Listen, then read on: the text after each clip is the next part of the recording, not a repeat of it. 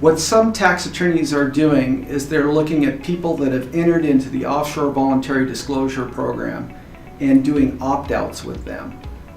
Caution if you're considering an OVDP opt-out.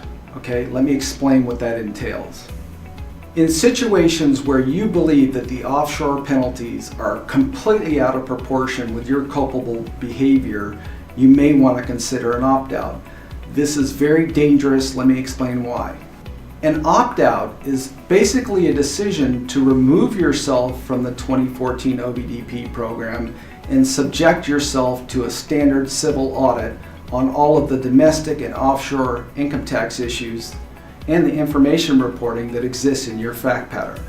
While you will maintain a pass on criminal prosecution if you've done everything right and you've complied with the terms of the OVDP, all available civil penalties can be asserted against you that exist in that situation.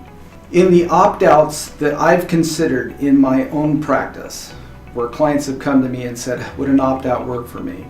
What I always do is I approach the auditor that's processing the OVDP and I ask the hypothetical question, if my client opted out, what type of penalties would they be looking at if they opted out of the OVDP? Invariably, in every instance where I asked that question, what I got back is that they would pay more penalties, taxes, and interest if they opted out of the program than if they stayed in.